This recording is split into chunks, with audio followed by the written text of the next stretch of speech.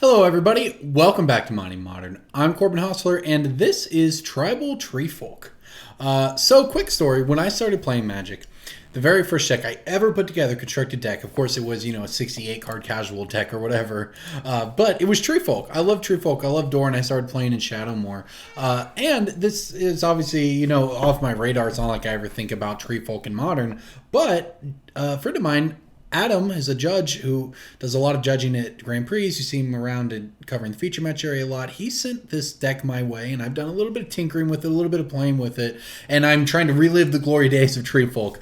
So here we go. We're digging in, right? So we've got a little bit of interaction, right? We have to have some. And it comes in the form of Path to Exile, Inquisition to Kozilek, and Abrupt Decay. Now, those are three sort of catch-all spells that really can go a long way to make you matchups better. Now, how does the deck actually work? Obviously, Treefolk are very expensive and have high toughness. That's kind of their thing. But Heartless Summoning is made exactly for this deck. Creature spells you cast cost 2 less to cast, but your creatures get -1/-1. Not really a big deal when you're going to be playing these giant 3/5s that get more cards and 5/5s and 4/6s, and everything's huge. So Heartless Summoning, really great in this deck. It allows you to play a third land on turn 3 and then play, two 4-drops. Or at least a 4-drop and a 2-drop or so on, right? 3-drop. You can do a lot of different stuff here. But we also have Bosk Banneret, so this is a really cool one as well. It's a Treefolk Shaman, and it makes your Treefolk and Shaman spells cost 1 less to cast. And it is another 2-drop and a 1/3, which is not irrelevant in terms of stats. But that allows you to cast a 4-drop on turn 3, and we have a lot of 4-drops we'll get to. One of the things that ties this whole deck together is Treefolk Harbinger. I love this card. I love this cycle. It's an 0/3 for 1.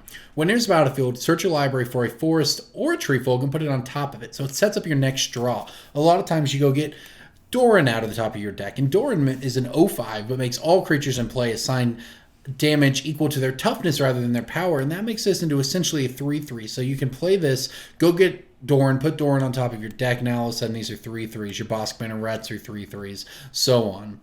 Then we have Dungrove Elder. This one's great. We have a bunch of forests. It's a hexproof Treefolk that gets very, very, very big in this deck because we're going to have, always 3 to 4 or 5 forests in play, and it just gets bigger as the game goes on.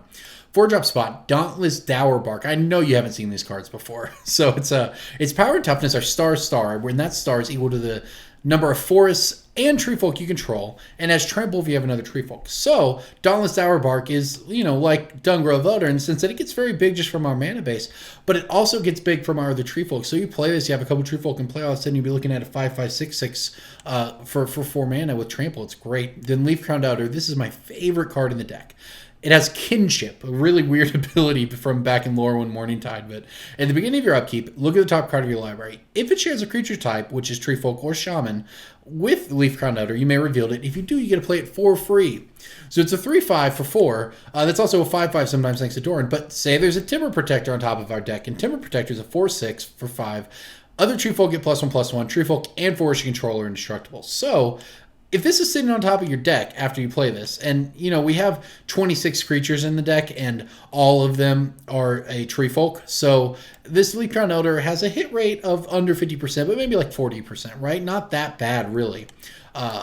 Great, just a lot of value if you can go a few turns with this card. And Timber Protectors makes everything indestructible. Your team's huge. It's hexproof. Not a lot you can do. Now moving on to the mana base, we got forests. And don't worry, we're on theme here. Shadowmoor Forests, Shadowmoor Plains, Lorwyn Swamp, because this swamp is just so good. I think it's Glonalandra or something. I don't know the lore that well, but it is some special place. Fetch land mana base as you'd expect, but the cool one is Murmuring Bosk. When it comes into play, you may reveal a Treefolk card from your hand. If you do, it comes in play untapped. You can add green, but you can add white or black at the cost of 1 point of damage. But the really cool part about Murmuring Bosk is it's naturally a forest. So you can fetch it out with Windswept Heath or Verdant Catacombs, meaning you don't always have to shock yourself. And also, it's almost always going to come into play untapped, thanks to the way our deck works. So this is cool. It contributes to the Dungrove Elders. It contributes to the Dauntless Dowerbarks. It does it all.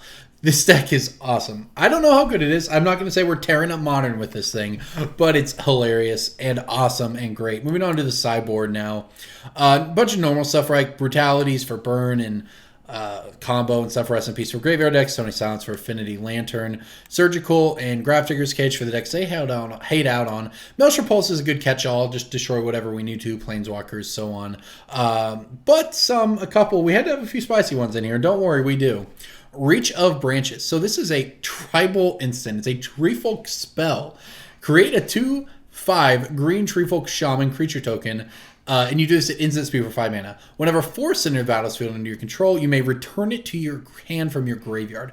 So I assume we bring this in the grindy matchups. We're playing against John, we're playing against Control, and we're just going to be making 2/5s at the end of their turn, playing a land and bringing it back and just creating the train of 2/5s here that they have to beat through. It's going to be fun. And then Sapling and Colfiner. I wanted to main deck this one, but didn't quite pull the trigger. It's a legendary Treefolk. It's a 2/5 for 5, but it's indestructible naturally. And when it attacks, you reveal the top card of your library. If it's a creature card, gain life equal to its toughness, lose life equal to its power, then put it in your hand. So, for instance, with Leafcrown Elder, we'd gain 5, lose 3, so we're netting 2 life in that process, but then we get to draw the card as well. So again, in those grindy matchups, it can come in and be very, very strong, and if it gets to attack and get some advantage out of it.